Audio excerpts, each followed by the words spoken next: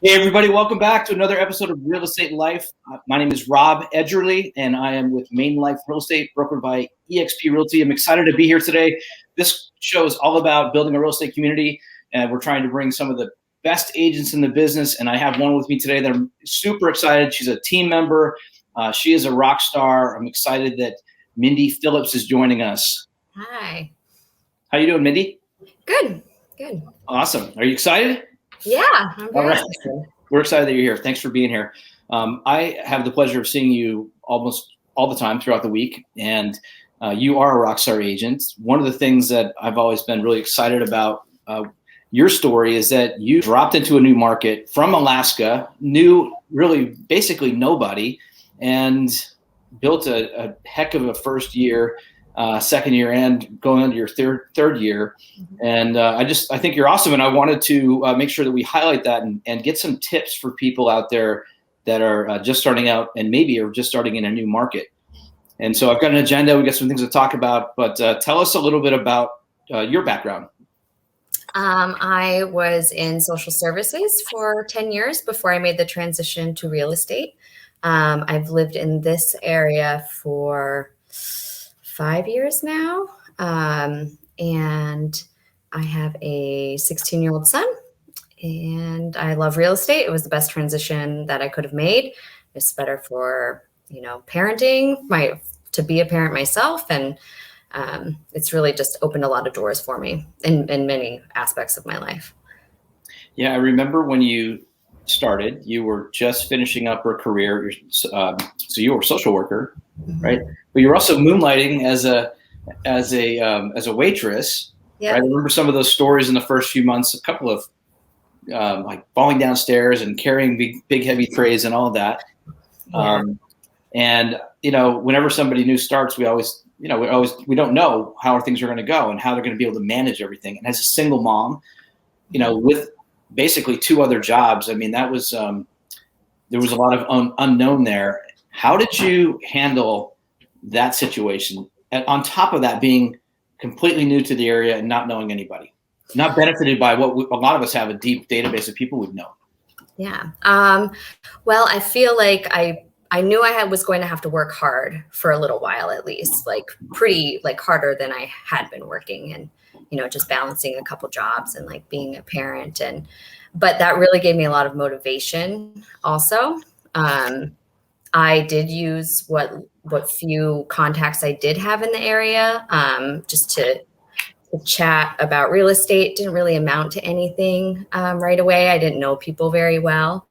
But I also felt like I had a lot of help from being on a team. You're in the office today. I'm not. I'm staying out of the office for the day. But I just want to check in on, we have a group text between the whole team.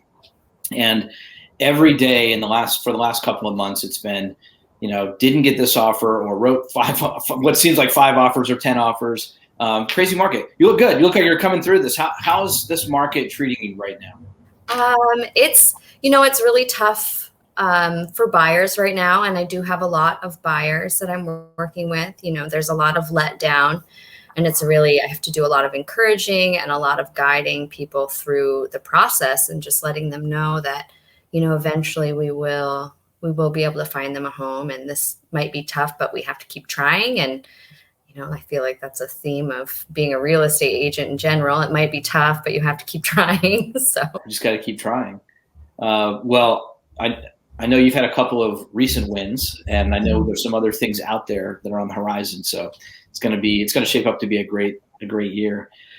So I should mention that, one of the things that, I mentioned, I'm impressed with Mindy, and we should all listen to Mindy, because Mindy was Rookie of the Year her first year in the business. Right out of the gate, sold 17 homes, total rock star. And again, without knowing anybody in the area and not being fed a whole bunch of leads.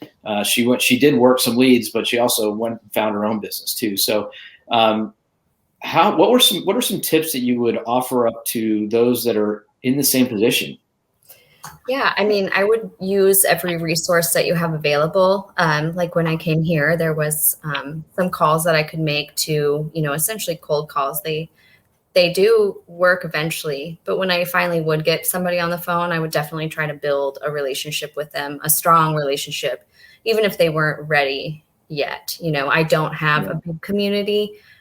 So the people that I'm working with, I want to bring them into that. I don't want to just see them through buying or selling a house. I want to know what their next part of their life is going to look like. I want them to call me and give me updates. And, it really means a lot to me to build that relationship while I'm helping them buy or sell a house. So that has really helped a lot. I keep in touch with most of my clients.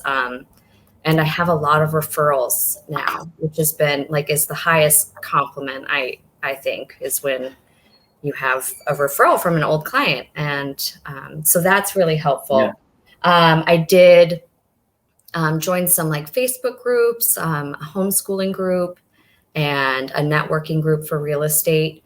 And I've gotten referrals from both of those things. And it's easy to do. I mean, my homeschool group, I don't talk about real estate, but if somebody asks a question, I do answer it. So that has been really helpful. Calling it, is seems scary, but sometimes it is what you have to do.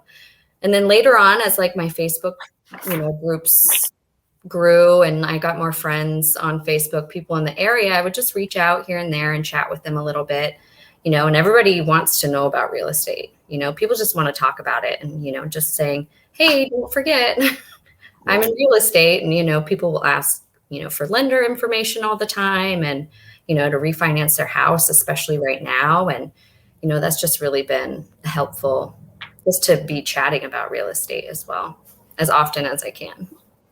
Yeah, it always seems like in a conversation, it will come back around. And, if we're in that conversation, maybe with a group of people, we're listening. So we're not just blabbing the whole time. It always comes back around and somebody will ask how you're doing. And then they'll remember that you're a real estate agent, right? And ask about the market. And then fortunately or unfortunately, that ends up taking up the whole conversation. People love real estate. It just keeps on going. So great discussion point. So, okay. So getting involved in our community right away, what was the best way for you to do that? What did you do?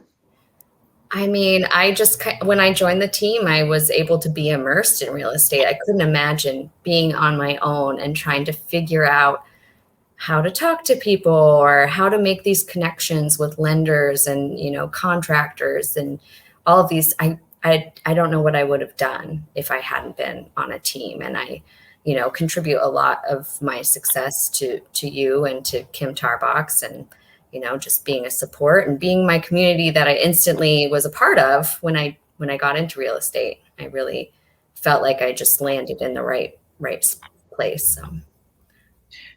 Yeah. This is kind of a leading question, but what was the benefit of joining a team?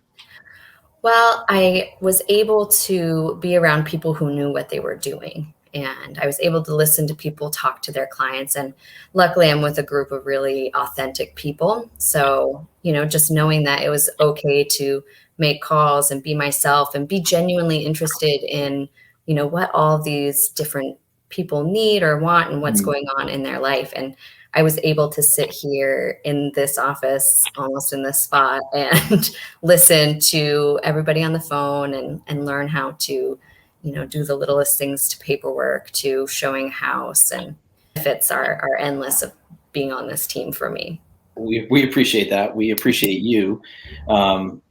Thank you for saying that. What are some of the, when you think about benefits, what were some of the benefits of being, because when we were getting ready for this, you mentioned the benefits of actually being new to the area, not having the history that the rest of us have. Yeah. So, I try to take time to get to know the area, but I also, I still have the novelty of living in New England and living in Maine. And I get to share that with people when they discover new places and, be excited about it. I also have an unbiased opinion of places. So, when you're going into a community that maybe was, a rough community 20 years ago, and now it's like this, blossoming, great place to live. I don't have that thought process. I just have what I see now and what I've seen for the last 5 years, and the growth that all of the areas around us have gone through. So I mean, I think it's good for clients and people moving to the area to have somebody describe to them, what a place is like as an outsider. Not that I feel like an outsider all the time, but yeah, well, sometimes it can be tough here, right? But I know that, growing up in an area, people may have, you have baggage about certain areas, especially as things, you've been in the business or been alive for, 30 to 40 years. You might remember when a place wasn't where it's at now. Maybe that community had a stigma to it. And I know that certainly in this area that's happened. And I think being freed of that would be a great asset. You don't have the baggage that some of us have. No, not at all. Yeah, it's really been fun. And like, even as people start looking a little bit further away from Portland, I get to learn a little bit more about those communities and, discover that with them. And it's been a really good experience. So. Awesome. So you mentioned where you're sitting, cold calling. So as I mentioned, you were Rookie of the Year, came in cold from social services, and so how did you do that? You mentioned cold calling. Tell us a little bit about that. What was your regimen? Well, I mean, at first, of course, I was scared, but I also you don't really have an option to be scared. You have to.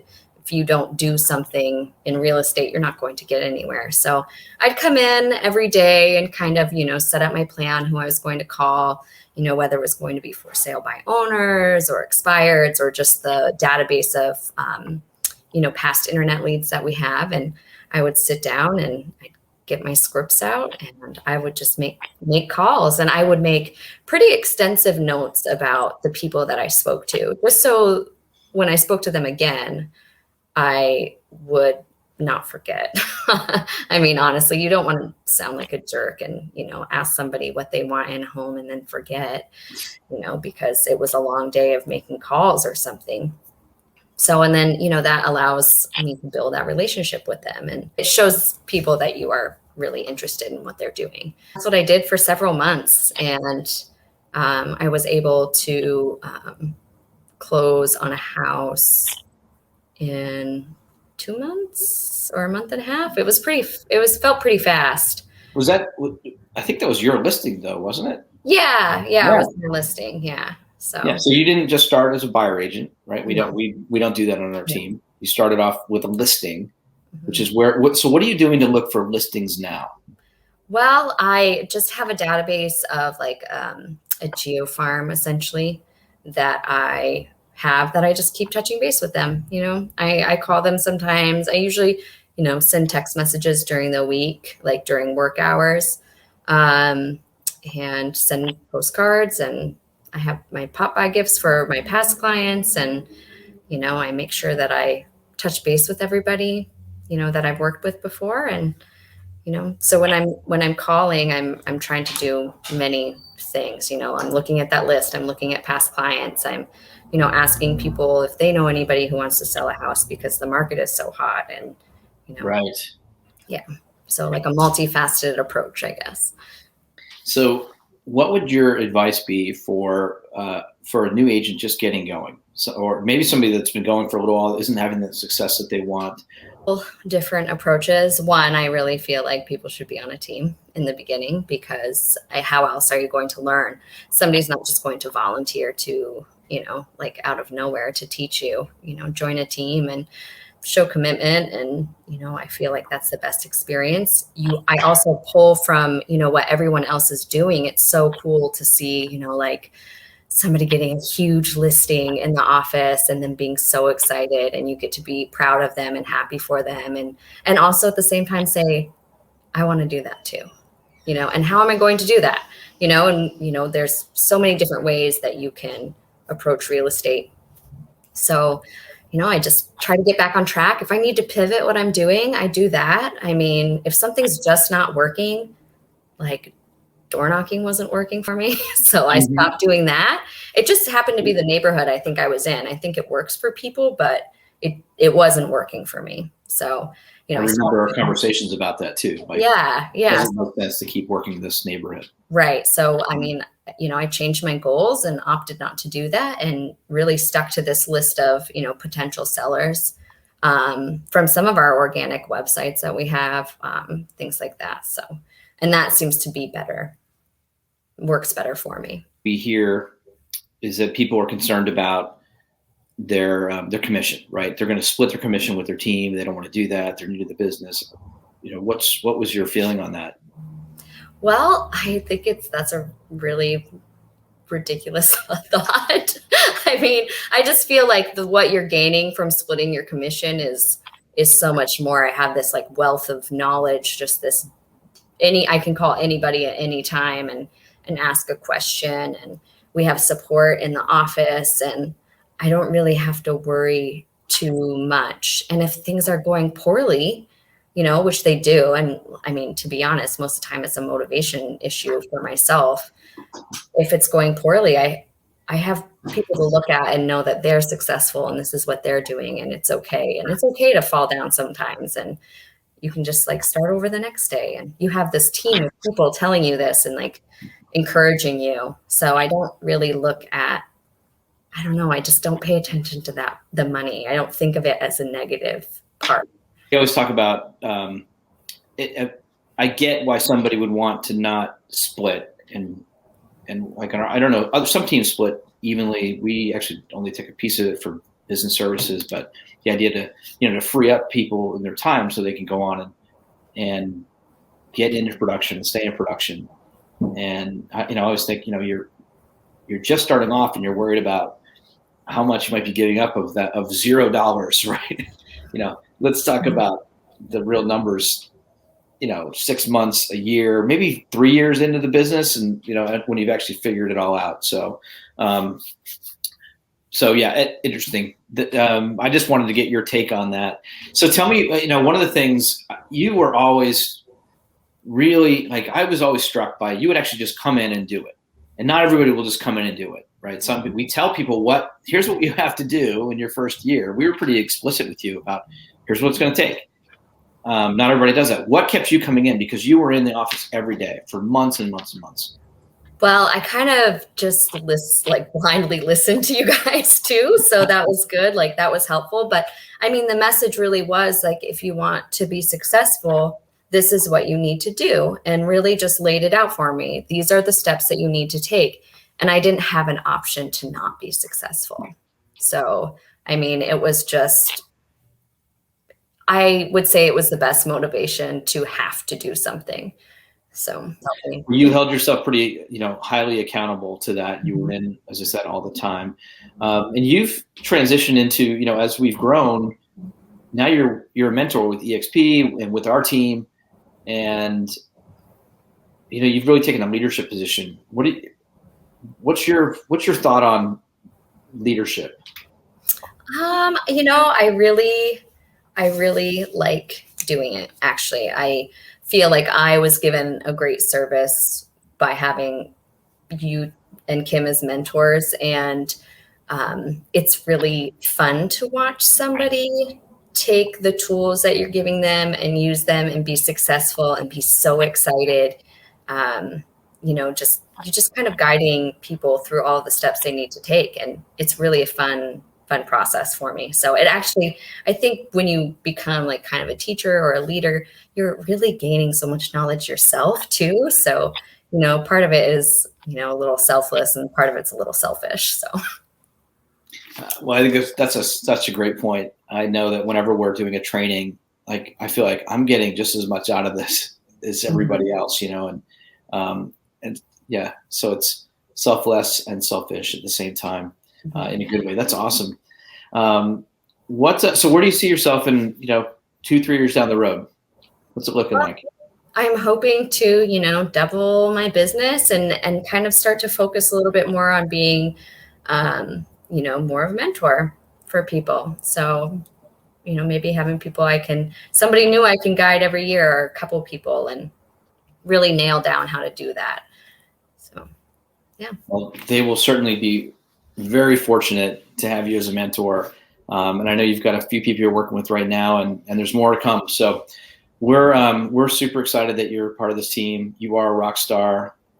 We love working with you, and I hope that people tune in and get some of the points here. Just building that community out, staying in touch with people, not being afraid to cold call, try the scripts out, and just also being really highly accountable.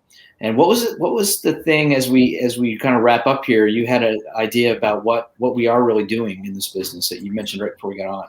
Yeah, we are creating relationships while we're selling houses on the side.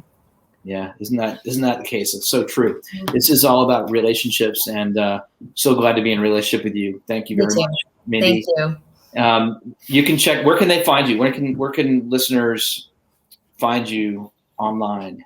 So I'm at Mindy Sells New England on Instagram, Mindy Phillips Real Estate on Facebook, and Mindy at mainliferealty.com. Awesome. All right. Hey, thanks so much for being here. Find me on Instagram at Rob Edgerly. You can find us at Real Estate Life with Rob Edgerly on Instagram page where we have all of these posted. Please leave me a comment. And if there's somebody you want us to interview, we'd love to hear from that. We're looking for ideas there. And everybody have a great day.